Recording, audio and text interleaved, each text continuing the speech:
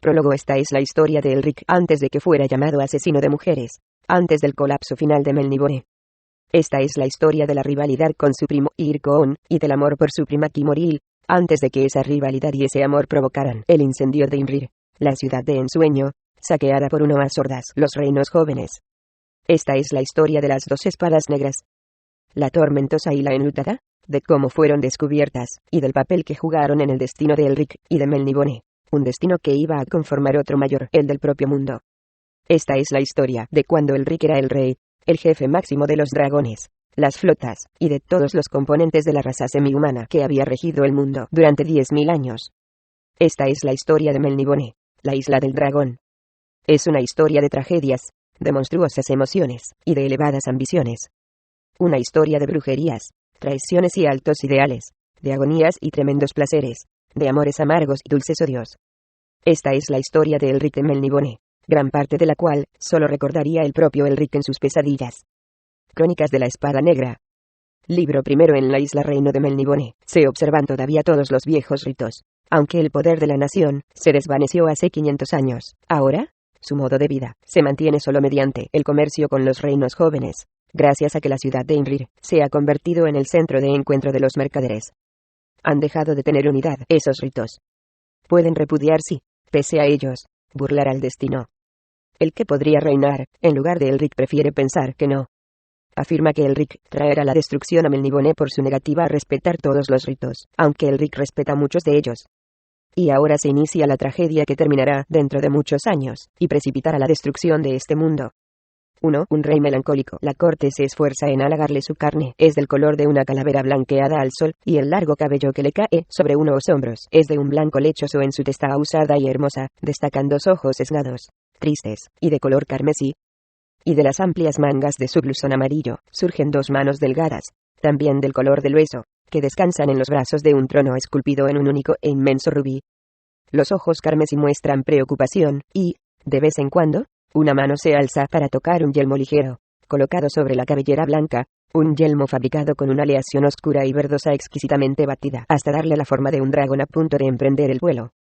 Y, en la mano que acaricia la corona con gesto ausente, luce un anillo con un raro solitario de piedra de Actorios cuyo corazón cambia a veces perezosamente, y toma nuevas formas, como si fuera humo dotado de conciencia, tan inquieto un imbuirlo en su prisión diamantina como el joven albino en su trono de rubí.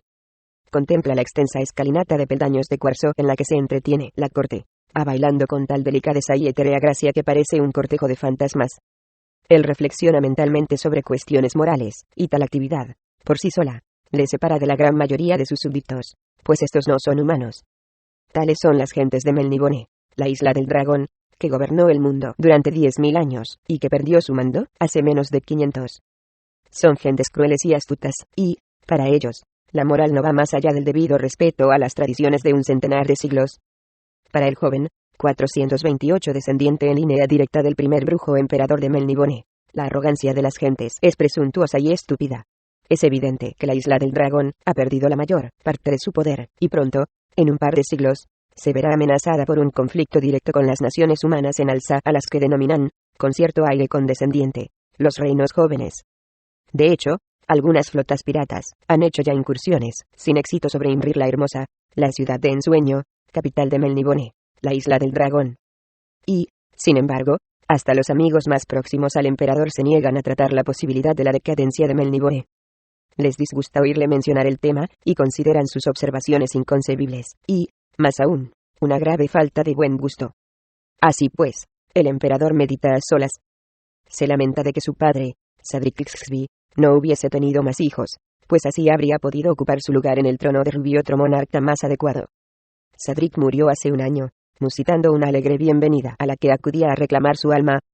Sadrik no había conocido, durante la mayor parte de su vida, otra mujer que su esposa, aunque la emperatriz había muerto al traer al mundo a su único vástago, aquel ser escaso de sangre. En efecto, Sadrik, en sus emociones melnibonesas tan distintas y ajenas a las de los humanos recién llegados, había amado siempre a su esposa, y no había encontrado placer en ninguna otra compañía, ni siquiera en la del hijo que había causado su muerte, y que era lo único que le quedaba de ella. Pociones mágicas, hierbas extrañas y encantamientos nutrieron al pequeño cuya vida mantenían artificialmente todas las artes de los reyes hechiceros de Melniboné. y ha sobrevivido sigue haciéndolo gracias solo a la brujería, pues el Rick es de naturaleza extremadamente languida, y, sin sus pócimas, apenas podría alzar la mano del trono en todo el día. Si alguna ventaja ha obtenido el joven emperador de esta permanente debilidad, quizás sea que, por fuerza, ha leído mucho. Antes de cumplir los 15 años había leído todos los volúmenes de la biblioteca de su padre, algunos más de una vez. Sus poderes ocultos, aprendidos inicialmente de Sadric, son ahora superiores a los poseídos por sus antecesores en muchas generaciones. Tiene un profundo conocimiento del mundo más allá de las costas de Melnibone, aunque todavía carece de experiencia directa de él. Si lo deseara, podría resucitar el antiguo poder de la Isla del Dragón, y regir esta y los reinos jóvenes como un tirano invulnerable. Pero sus lecturas le han enseñado también a preguntarse por el uso que se da al poder, a cuestionar sus motivos, incluso a poner en cuestión si debería utilizar el suyo, por causa alguna. Sus lecturas le han llevado a esta moral que, con todo, apenas comprende. Por eso, para sus súbditos es un enigma, y, para algunos, una amenaza, pues el albino no piensa ni actúa de acuerdo a sus cánones sobre cómo debe pensar y actuar un auténtico Melnibones, y, más en concreto, un emperador de Melnibone.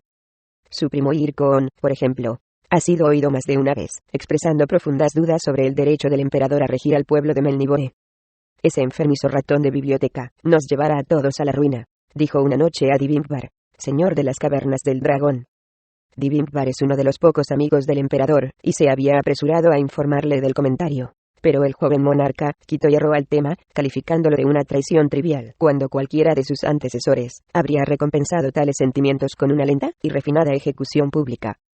La actitud del emperador se complica, más aún por el hecho de que Irkoon, quien ahora ya casi no esconde sus sentimientos de que debería ser el quien ocupara el trono, es hermano de Kimoril, la muchacha a quien el albino considera su persona más amiga, y a quien, algún día, quiere hacer emperatriz.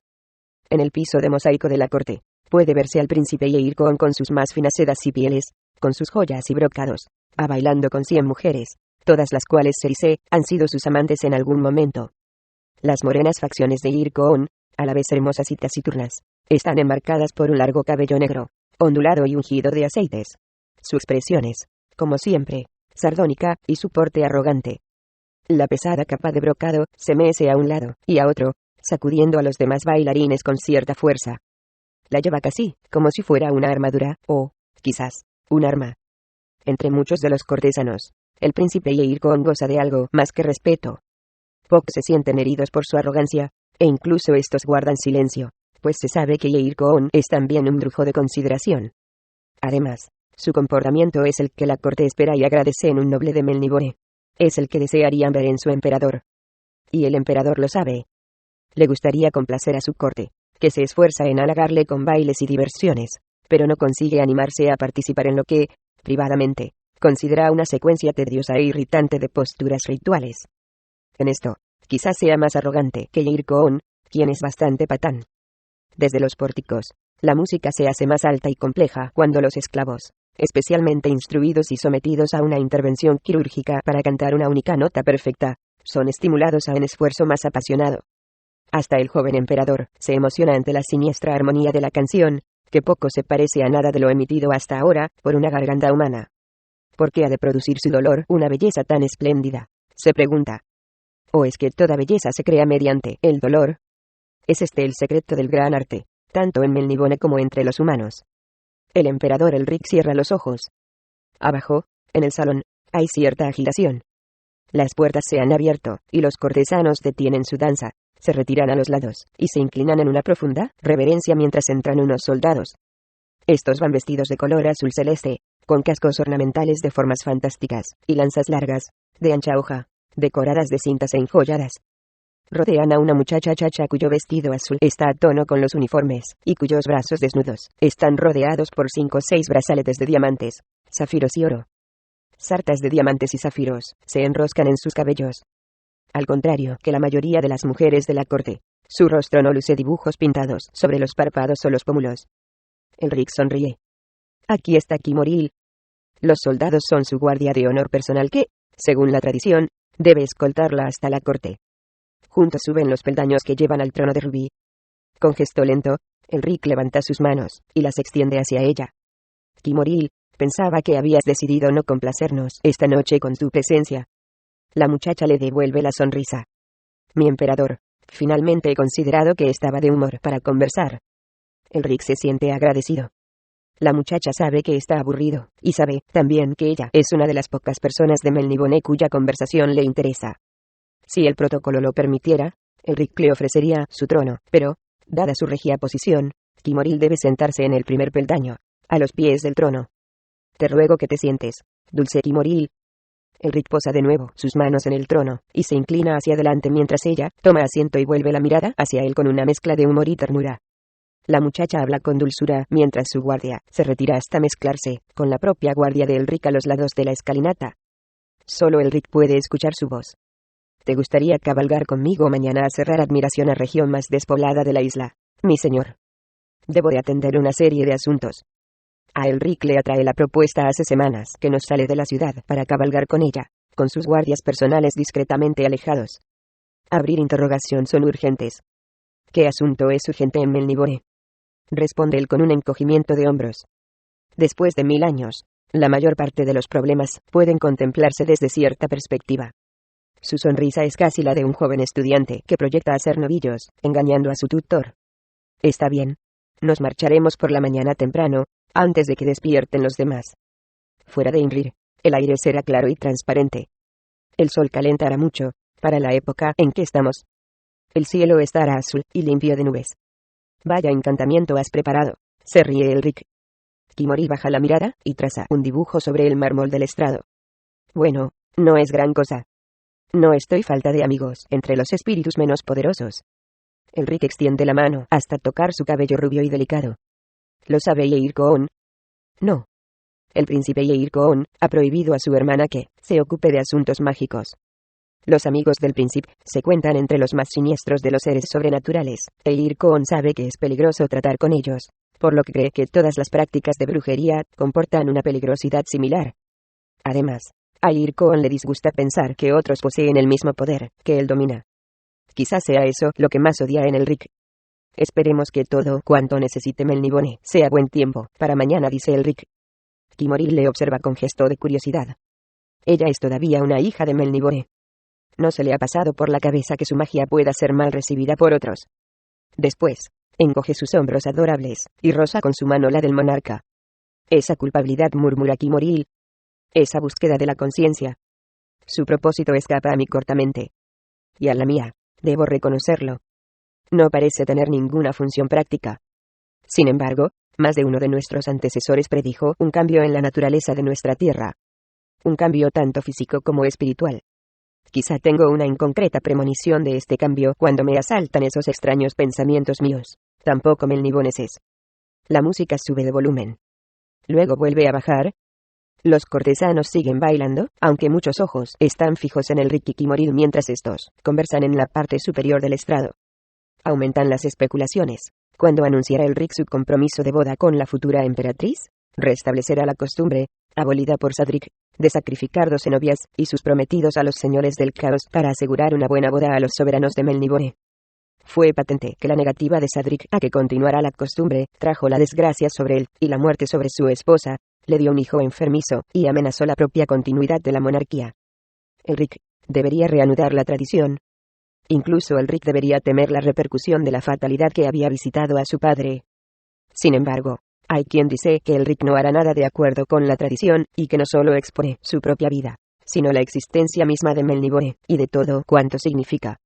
¿Y quienes eso dicen? Suelen estar en buenas relaciones con el príncipe Yeir Koon, que sigue bailando, sin parecer percatarse de su conversación, o, siquiera, de que su hermana, Sharla Embos, baja con el primo que se sienta en el trono de Rubí, del primo que se sienta en el borde del trono olvidando su dignidad, que no muestra un ápice de ese orgullo feroz y desdeñoso que, en el pasado, ha caracterizado prácticamente a todos los emperadores de Melniboné, que charla animadamente, como si despreciara a la corte que, se supone, va a bailar para divertirle. Y entonces, de pronto, el príncipe Yeir Koon se queda inmóvil a media pirueta y alza los ojos oscuros hacia su emperador. En un rincón de la estancia, el gesto espectacular y calculado de Yeir Koon atrae la atención de Divimbar, y el señor de las cavernas del dragón frunce el ceño. Lleva la mano donde de costumbre está su espada, pero en los bailes de la corte no pueden llevarse armas. Divimpar observa con preocupación y resueltamente al príncipe Yeirkoon mientras el apuesto noble empieza a ascender los peldaños hacia el trono de rubí.